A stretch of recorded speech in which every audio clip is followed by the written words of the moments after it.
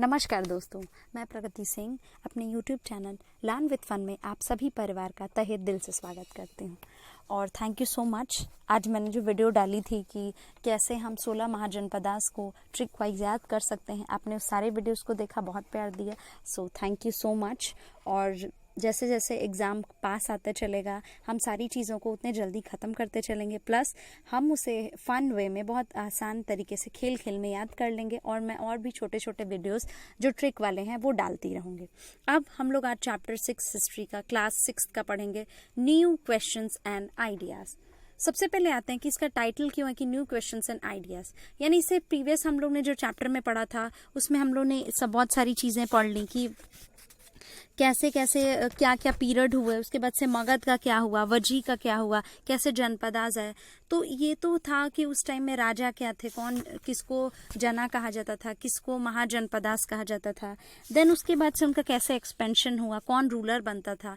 तो रूलर बनने के बाद धीरे धीरे क्या हो कि एक उस रूलर्स में भी तो अब न्यू क्वेश्चन और आइडियाज़ आए, यानी कि अब थोड़ा और भी विस्तार हुआ धर्म का। यानी कि इस चैप्टर में हम लोग जैनिज्म और बुद्धिज्म पढ़ेंगे, उसके फीचर्स पढ़ेंगे, क्या क्या होती है। कुछ एक क्लास में मैंने स्टोरी भी डाली है जो गौतम बुद्ध जी की है, जिनका बचपन का नाम सिद्धार्थ था। तो ये सारी चीज़ें हैं जो हम लोग इस चैप्टर में पढ़ेंगे।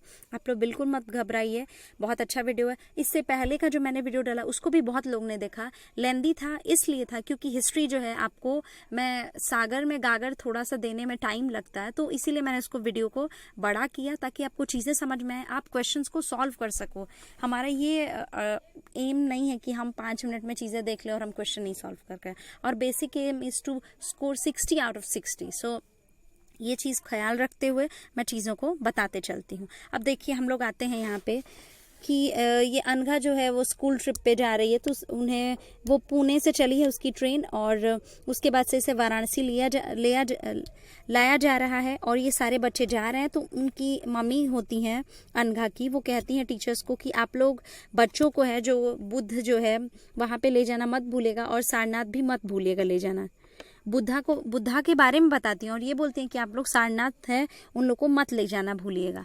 तो ये सारी चीज़ें। अब देखिए the story of the Buddha या फिर Buddha. Siddharth, also known as Gautam, the founder of Buddhism, was born about 2500 years ago. कब इनका जन्म हुआ था? 2500 years ago. This was a time of rapid change in the lives of people. देखिए 2500 years ago में ही Alexander का इन्वेशन भी हुआ था। तो ये थोड़ी थोड़ी चीज़ें हैं जो आप कोरिलेट करेंगे तो आपको याद हो जाएंगी। As you saw in chapter 5, some kings in the Mahajanpadas were growing more powerful. New cities were developing and the life was changing in the villages as well. Many thinkers were trying to understand these changes in society. They also wanted to try and find out the true meaning of life. ये तो हो गया कि अब राजा बन गया, लेकिन अब धीरे धीरे कुछ और, जैसे मान लीजिए कि जो बेसिक नीड होती है, मैस्लो की हायरार्की थ्योरी है, तो उसमें क्या था? बेसिक नीड था। बेसिक नीड के बाद उसमें भी क्रोनोलॉजिकल ऑर्डर में नीड थी, तो इसमें भी नहीं बोला कि 5th चैप्टर में पढ़ा कि कैसे साम्राज्य बना। अब क्या है कि अब कुछ और देखा जा रहा था कि अब ट्रू मीनिंग ऑफ लाइफ क्या है, ये सारी चीज़ें हैं। The Buddha belonged to a small gun known as the Sakya gun and was Kshatriya the. When he was a young man, he left the comforts of his home in search of knowledge. He wandered for several years, meeting and holding discussions with other thinkers. यहाँ पे देखिए, he spent, last वाली line है, he spent the rest of his life traveling on foot, going from place to place, teaching people till he passed away at Kushinagar. कहाँ वो मरे हैं? उनका देहांत जो है कुशीनगर में हुआ है। और वो पीपल के पेड़ के नीचे बोध गया जो बिहार है, वहाँ पे उन्हें जो है वो ज्ञान की प्राप्ति हुई थी। He got enlightened. उसमें हम लोग फिर अगले में इसमें पढ़ेंगे कि the Buddha taught that life is full of suffering and unhappiness. This is caused because we have cravings and desires. Sometimes even if we get what we want, we are not satisfied, and what even more, the Buddha described this as a thirst or tan. He taught that his constant craving could be removed by following moderation in everything. यहाँ पे देखिए एक दिया हुआ कि जो स्तूपा है सारनाथ में, this building known as the stupa was built to mark the place where the Buddha first taught his message. तो कहाँ पे? सारनाथ में, स्तूपा में first taught his message. और इसके बारे में और भी ज़्यादा हम लोग चैप्टर 11 में पढ़ेंगे। तो ये हो गया। उसके बाद से यहाँ पे दिया हुआ कि he also taught people to be kind. एक अभी आप लोग कभी फुर्सत मिलेगा तो आप लोग ब्रह्म कुमारी को सुनिएगा, वो भी एकदम इन्हीं की तरह बातें करती हैं। बहुत ये डिफ़िकल्ट हो जाता है कि आप गुस्सा ना करें, आप चीज़ों को बहुत आसानी से लें। सबके बस की बात नहीं है, बहुत लोग काइंड या जनरस नहीं हो सकते हैं। तो जो इनकी प्रीचिंग्स थी वो बहुत ही टफ थी, लेकिन आज भी लोग बहुत अच्छे से फॉलो करते हैं और ये करना भी चाहिए। तो आप लोग ब्रह्म कुमारी को भी सुनिएगा, वो भी बहुत अच्छा बोलती हैं ये सारी चीज़ें। देन गौतम बुद्ध के बारे में भी हम लोग पढ़ रहे हैं कि वो कर्म को बोलते थे कि जो कर्म है वो हम अच्छा करें या बुरा करें वो हमारी लाइफ को अफेक्ट करता है, हमारे नेक्स्ट जो जन्म है उसको भी करता है। The Buddha taught in the language of the ordinary people Prakrit so that everybody could understand his message. वो अपने प्राकृत लैंग्वेज में ही बताते थे तो सभी लोग उनकी बातों को समझते थे। He also encouraged people to think for themselves rather than to simply accept what he said. Let us see how he did this. तो ये सारी चीज़ें हैं कि वो बस ये नहीं बोलते थे कि आप लोग मेरी बात सुनिए, वो ये बोलते थे कि मेरी बात सुनने के बाद आप लोग भी अपने निष्कर्ष पे निकलिए कि क्या चीज़ें सही है, क्या चीज़ें गलत है। तो ये सारी चीज़ें हैं जो हम लोग बुद्ध के उपदेश में पढ़ते हैं। उसके बाद से देखिए उपनिषद का क्या होता है। Around the time that the Buddha was preaching and perhaps a little earlier other thinkers also tried to find answers to difficult questions. ये तो एक तरफ से तो बुद्ध जी की कहानी जो हम लोग पढ़ रहे हैं कि वो अपने प्रीचिंग्स को और अपने लिटिल अर्लियर में वो सारी चीज़ें ढूंढ रहे थे। तो उससे पहले भी कुछ लोग और भी थे कि थिंकर्स थे जो इसी डिफिकल्ट क्वेश्चन को, ट्रू मीनिंग ऑफ लाइफ को ढूंढ रहे थे। Some of them wanted to know about life after death, जो जिंदगी जो मौत के बाद क्या होती है। Then others wanted to know why sacrifices should be performed. Many of these thinkers felt that there was something permanent in the universe that would last even after death. They describe this. हाँ, तो उपनिषद में question पूछता है कि क्या लोग सोचते थे। तो उपनिषद में सोचते थे कि डेथ कि कुछ चीज़ें जो है वो परमानेंट रहती हैं यूनिवर्स में। They describe this as the atma. आत्मा को वो लोग परमानेंट बोलते हैं, और the individual soul and the Brahman और यूनिवर्सल सोल। They believed ब्राह्मण नहीं है, ब्रह्म है और द यूनिवर्सल सोल।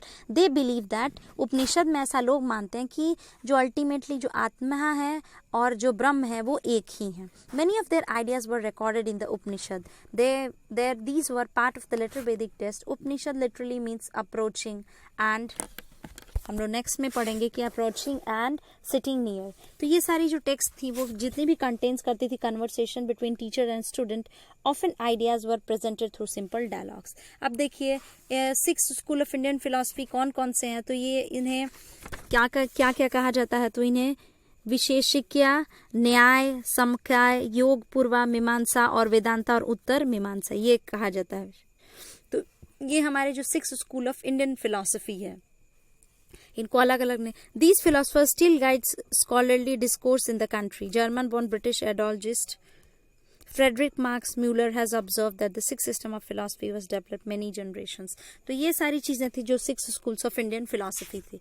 हाँ, अब हम लोग पढ़ रहे थे कि उपनिषद का लिटरली मतलब क्या होता है। तो Upanishad literally means approaching and sitting near, and text contained conversation between teacher and student. Often ideas were presented through simple dialogues. अब देखिए दूसरी लाइन में लिखा हो कि most Upanishadic thinkers were man, specially Brahmans and raja. तो कौन कौन थे। कुछ ब्राह्मण थे और कुछ राजा थे। Occasionally there is mention of women thinkers such as, उसमें कुछ ऐसी भी महिलाएं थी जो बहुत अच्छा थिंकर्स थी, तो उन्हें गार्गी कहा जाता था। तो वो भी फेमस थी क्योंकि वो अपने लर्निंग के थ्रू उसमें पार्टिसिपेट करके सारे डिबेट में, रॉयल कोर्ट्स में ये सब हेल्प करके उनका भी उतना ही रोल होता था। Then poor people rarely took part in these discussions. One famous exception was Satyakama Jabala, who was named after his mother the slave woman Jabali. He had a deep desire to learn about reality, was accepted as a student by a Brahmin teacher named Gautam and became one of the best known thinker of that time. Many of the ideas of the Upanishad were later developed by the famous thinker Shankaracharya, about whom you will study in class 7। तो 7th में चलेंगे तो हम लोग शंकराचार्य जी के बारे में पढ़ेंगे। हाँ, तो ये सारी चीज़ें थी। इसमें ये बोल रहा है कि उसमें जो निम्न वर्ग के जो जाति के लोग थे उनको नहीं उसमें चुना जाता था। तो उसमें एक ही स्टूडेंट जिसका नाम था सत्यकाम जाबला और जिनकी मम्मी का नाम था जबली, तो वो एक स्लेव वुमेन थी। तो वो एक बस स्टूडेंट था जिसको ब्राह्मण टीचर ने लिया और वो बाद में जाके उस टाइम का बेस्ट नोन थिंकर बना। तो ये सारी चीज़ें हैं जो हम लोग ने इसमें पढ़ ली। देखिए हिस्ट्री जो है बहुत अच्छा सब्जेक्ट है, ऐसा नहीं है, बट कभी कभी क्या होता है हम शुरू से इसको ऐसे पढ़े हैं कि पढ़ेंगे तो नींद आ जाएगी, या फिर तो आप जो है चीज़ों को समझने की कोशिश करिए। बहुत अच्छे सब्जेक्ट्स हैं ये सारे, और मैं तो आपके साथ हूँ ना, तो आप क्यों घबरा रहे हैं? मैं अच्छे से पढ़ाऊंगी आपको चीज़ों को। आप लोग बस इसे पढ़िए, समझिए और लाइक कीजिए, शेयर कीजिए, सब्सक्राइब कीजिए। अब देखिए जैनिज्म हम लोग पढ़ते हैं। The last and the 24th tirthankara of the Jains, Vardhamana Mahavira, also spread his message around this time, that is 2500 years ago. He was a Kshatriya prince of the Lichvivas, a group that was part of the Vaji Sangh. तो हम लोग Jainism में क्या पढ़े हैं कि वो जो लिच्छवी कुल के जो वजी थे, उसी के क्षत्रिय एक राजकुमार थे। At the age of 30 he left, 30 साल की उम्र में उन्होंने अपना घर छोड़ दिया, वो फॉरेस्ट में रहने लगे। For 12 years he led a hard and lonely life, at the end of which he attained enlightenment. ये सारी चीजें हैं। He taught a simple doctrine, men and women who wish to know the truth must leave their homes, कि जिन्हें भी सच्चाई जाननी है कि ट्रू मीनिंग ऑफ लाइफ क्या है, उन्हें अपना घर त्याग देना चाहिए। अब आप लॉकडाउन में अपना घर मत त्यागिएगा, ये सारी चीज़ें। उसके बाद से देखिए अंडरलाइंड है, एक डबल इम्पॉर्टेंट में है कि they must follow very strictly the rules of ahimsa, which means not hurting और killing living beings. All beings said Mahavira long to live, to all things life is dear. मतलब ये बोल रहा है कि आप सूक्ष्म चीज़ों को भी, अब बड़ी से बड़ी चीज़ों को भी, किसी को भी आपको मारने का अधिकार नहीं है, सबको जीने का अधिकार है। अभी जो केरला में हुआ है जो प्रेग्नेंट एलिफेंट के साथ, वो बहुत ही दर्दनाक है, बहुत दयनीय है। मतलब उसके शी वॉज प्रेग्नेंट और उसके साथ ऐसी चीज़ें हो गई हैं। तो ये बहुत जो हमारे नेचर, हमने जो नेचर को जो एक तकलीफ पहुंचाई है, सो वी हैव टू पे फॉर इट, ये सारी चीज़ें। तो वहीं बोल रहा है कि या तो छोटी चीज़ हो या बड़ी चीज़ हो, आपको किसी को भी मारने का, नुकसान पहुंचाने का कोई हक नहीं है। क्यों? क्योंकि आपके हाथ में लाइफ जो है, लाइफ आपने नहीं दी है, भगवान ने दी है। तो ये सारी चीज़ें हैं जो हैं। उसके बाद से देखिए बोलता है कि ordinary people could understand the teaching of Mahavira and his followers because they used Prakrit. तो दोनों में ही, बुद्धिज्म की बात की जाए, जैनिज्म की बात जाए, वो उनके ऑर्डिनरी लैंग्वेज में ही सारी टीचिंग्स बताते थे, तो लोग समझ जाते थे, और उनकी लैंग्वेज थी वो प्राकृत थी। अब उसके बाद से देखिए हम लोग आते हैं कि जैन का मतलब क्या होता है। The word Jain comes from the term Jina. Jina का मतलब मीनिंग कन्क्वेरर, तो इसका मतलब कन्क्वेरर होता है। उसके बाद से अगर और अभी आगे हम लोग पढ़ेंगे। अब देखिए कि द संगास के बारे में पढ़े। विजेता, जैन का मतलब क्या होता है? विजेता। अधिकांश व्यक्तियों के लिए ऐसे कड़े नियमों का पालन करना बहुत कठिन था, फिर भी हजारों व्यक्तियों ने इस नए जीवन शैली को जानने और सीखने के लिए अपने घरों को छोड़ दिया। तो ये सारी चीजें इसमें। उसके बाद से देखिए Jainism was supported mainly by traders. Farmers who had to kill insects to protect their crops found it more difficult to follow the rules. Over hundreds of years, Jainism spread to different parts of North India and to Gujarat, Tamil Nadu and Karnataka. कहाँ ये पहुँचा, ये सारी चीज़ें। The teachings of Mahavira and his followers were transmitted orally for several centuries. They were written down in the form in which they are presently available at a place called Valbhi in Gujarat about 1500 years ago, यानी कि 1500 years ago। ये बोल रहा है कि महावीर तथा उनके जो भी उनके अनुयायी थे, उनकी शिक्षाएं जो है कई शताब्दियों तक मौखिक रूप से पहले पहुंचती नहीं, फिर वर्तमान में अभी उपलब्ध है। तो वो सारी जो जैन धर्म की जो भी शिक्षाएं हैं, वो लगभग 1500 वर्ष पूर्व गुजरात में जो एक वल्भी नामक स्थान है, वहाँ पे लिखी गई थी और वो प्रेजेंट है, वहाँ पे मिल जाएंगी। उसके बाद से देखिए हम लोग संघ के बारे में पढ़ते हैं। Both the Mahavir and the Buddha felt that only those who left their Holmes could gain true knowledge. जो घर त्यागेगा वही जो है, उसे ही जो है सच्चे ज्ञान की प्राप्ति हो सकती है। They arranged for them to stay together in the sangha और association of those who left their homes. तो वो उनके संघ में रहते थे, जो ऐसे लोगों के उन्होंने संघ नामक संगठन बनाया जहाँ घर का त्याग करने वाले लोग एक साथ रहते थे। तो ये हम लोग ने संघ में पढ़ लिया। उसके बाद से देखिए मोनेस्ट्रीज के बारे में हम लोग पढ़ेंगे। तो मोनेस्ट्रीज के बारे में हम लोग क्या पढ़ रहे हैं कि ये देखिए दोज मोनेस्ट्री से थोड़ा सा पहले संघ के बारे में कि दोज हु ज्वाइन द संघ इंक्लूड ब्राह्मण क्षत्रिय, यानी कि संघ में प्रवेश लेने वाले ब्राह्मण, क्षत्रिय, व्यापारी, मजदूर, नाई, गणिकाएं तथा दास शामिल होते थे। इतने लोग शामिल होते थे और ने संघ में अपने जीवन के विषय में सुंदर कविताओं की रचना भी की है। तो ये है। अब मोनेस्ट्रीज का मतलब विहार होता है या फिर मठ, जो बोल सकते हैं. To begin with, both Jain as Buddhist monks went from place to place throughout the year teaching people. The only time they stayed in one place was during the rainy season. मतलब और rainy season को छोड़ के वो लोग हर समय तो अपने जो वहाँ की जो नेटिव लैंग्वेज थी उसमें वो बताते रहते थे, और बस एक रेनी सीजन था क्योंकि अब बारिश में टीचिंग नहीं हो सकती थी तो वो लोग स्टे करते थे, और क्योंकि तब डिफिकल्ट हो जाता था ट्रैवल करना. Then their supporters build temporary shelters for them, कभी गार्डन्स में, कभी नेचुरल केव्स में, हिली एरियाज में, उसी को मोनेस्ट्रीज या मठ कहते हैं. As time went on, many supporters of the monks and nuns and they themselves felt the need for more permanent shelters and so monasteries were build. तो इस तरह से जो मोनेस्ट्रीज विहार बना. These are known as विहार्स.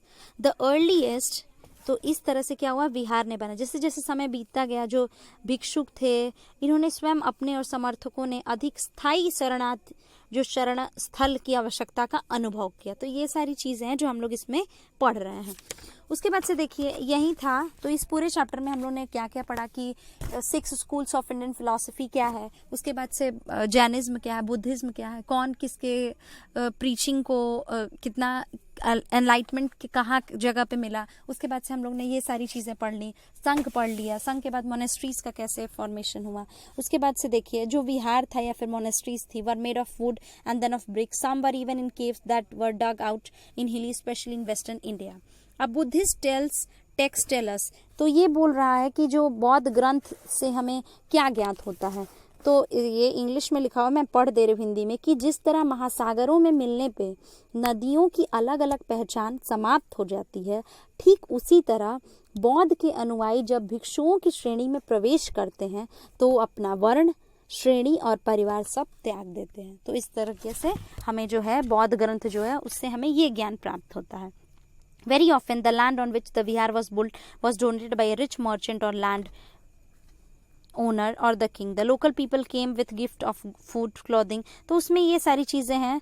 और Buddhism का जो content था और जो उनकी प्रीचिंग थी वो बहुत ही सब कॉन्टिनेंट्स और उसके बहुत ज़्यादा ऊपर भी इनकी जो टीचिंग है वो पहुंची हुई थी.